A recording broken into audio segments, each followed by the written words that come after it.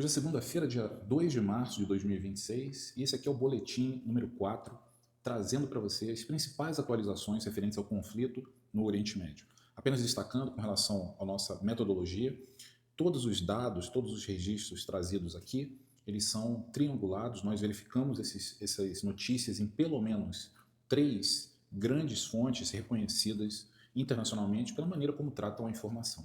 Tudo isso com o propósito de trazer para você uma informação apurada e uma informação que seja pautada realmente nos fatos. Então, no dia de hoje, 2 de março, até as 18 horas, nós tivemos ataques iranianos contra Israel e também contra ativos dos Estados Unidos no Golfo. Estou me referindo a bases, a instalações militares norte-americanas na região do Golfo de um modo geral. Também tivemos a declaração da Guarda Revolucionária afirmando que o Estreito de Hormuz está fechado. E isso com uma série de reflexos no campo da geoeconomia, como a gente vai ver já já. Houve um ataque a um petroleiro no Estreito de Hormuz, então esse aqui é uma daquelas ações que eram bastante temidas. Está aqui, aconteceu um ataque a um petroleiro no Estreito de Hormuz e também a nomeação do novo ministro da Defesa interino do Irã. No Catar, 2 drones atingiram instalações energéticas em Ras Laffan. A empresa Qatar Energy suspendeu a sua produção de gás natural. A Força Aérea do Catar afirma ter abatido 2 caças iranianos, 7 mísseis balísticos e 5 drones. No Líbano, fronteira com Israel, nós tivemos a entrada do grupo Hezbollah no conflito. Israel, em consequência, fez ataques contra Beirute e também contra o sul do país, infelizmente atingindo alvos não militares. Na Arábia Saudita, a instalação da Saudi Aramco em Ras Tanura foi evacuada após um ataque de drones. No Kuwait, a confirmação de 3 F-15 americanos abatidos por um erro de identificação, fogo amigo. Mortes confirmadas também no Kuwait de militares ali do próprio Kuwait. Nos Emirados Árabes Unidos, um drone atingiu um terminal de combustível em Abu Dhabi, em Omã. O petroleiro foi atacado por uma embarcação explosiva e no Chipre, a base britânica da RAF foi alvo de drones lançados no Líbano.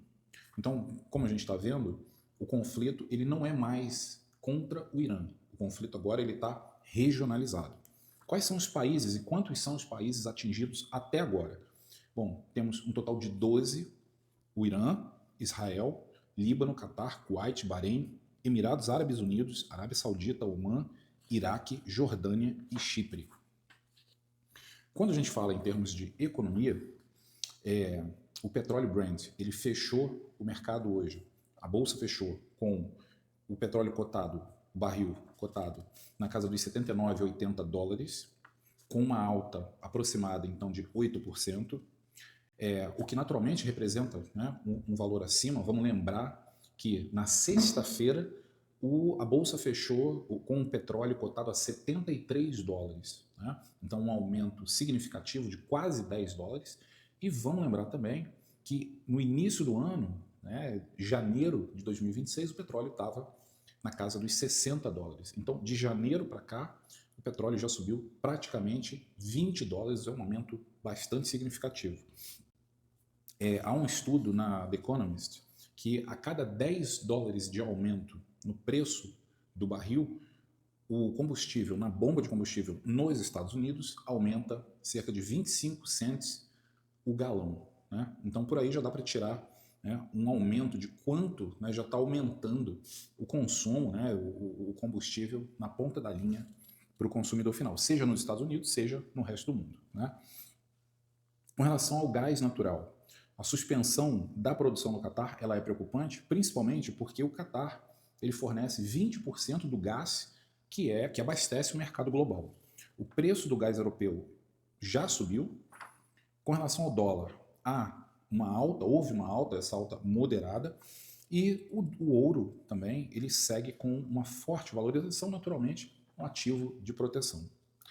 Agora vamos falar do aspecto, sem dúvida nenhuma, o aspecto mais relevante, mais importante, que é o impacto humanitário. Né? Então, de acordo com a Cruz Vermelha, 555 mortos no Irã até hoje, até as 18 horas de hoje, 52 mortos no Líbano, 4 militares americanos mortos, hospitais atingidos no Irã, um massivo deslocamento interno no sul do Líbano, suspensão de voos em grande parte do Oriente Médio e mais de 4.000 voos cancelados globalmente. Então, um impacto muito grande em função desse conflito no Oriente Médio. Vamos falar agora de Brasil. Então, até o momento, o Brasil não teve nenhum impacto direto, porém, sem dúvida nenhuma, há uma pressão indireta via petróleo, via aumento de preços no gás, inflação, naturalmente, em função do mercado e das importações, e, naturalmente, o câmbio também. Temos que seguir acompanhando, justamente para dimensionar o impacto, os reflexos desse conflito aqui sobre o país. Em termos geopolíticos, tabuleiro global, nos Estados Unidos, o presidente Trump afirma que a guerra pode durar de 4 a 5 semanas. Será? Ele não descarta o emprego de tropas terrestres e resta ainda difusa a estratégia americana entre degradação militar, ou seja, o emprego maciço de ataques aéreos, de uma campanha aérea, e mudança de regime. Vamos seguir acompanhando. Na Rússia, Putin condenou os ataques, reforçou o discurso por cessar-fogo. A China segue em um silêncio estratégico até o momento, observa o impacto energético. Vale dizer que cerca de 30% a 35% do petróleo que é consumido na China passa por Hormuz. O Irã é um grande fornecedor de petróleo para a China e, sem dúvida nenhuma, a China é na hipótese, na situação de o Estreito de Hormuz seguir fechado, intransitável, a China, sem dúvida nenhuma, vai ser fortemente impactada. Na França, Macron anuncia um aumento no número de ogivas nucleares. Repara, ogivas nucleares. A gente não está falando de uso da energia nuclear, do desenvolvimento de plantas para geração de energia nuclear. A gente está falando de armamento. No Reino Unido, o primeiro-ministro ele não participa diretamente da ofensiva, ele deixa isso muito claro, mas permite o uso limitado das bases do Reino Unido. Sob o olhar do analista, hoje, terceiro dia de guerra, o que nós podemos dizer é que nós não temos agora uma campanha entre uma coalizão Estados Unidos e Israel contra o Irã. Muito pelo contrário, o que nós temos agora é um conflito que já está regionalizado. Afinal de contas, já são 12 países envolvidos, atingidos, direta ou indiretamente, por essas ações. Um outro ponto é que o fechamento de Hormuz, ainda que parcial, introduz, sem dúvida nenhuma, uma nova componente, um elemento sistêmico, geoeconômico global, com reflexos muito fortes pela economia de todos os países. Mais um elemento é a ativação do front libanês, com a entrada do Hezbollah nas ações, introduz uma nova camada, um outro complicador nesse conflito, trazendo, portanto, as ações assimétricas, a guerra irregular para esse conflito na região do Oriente Médio.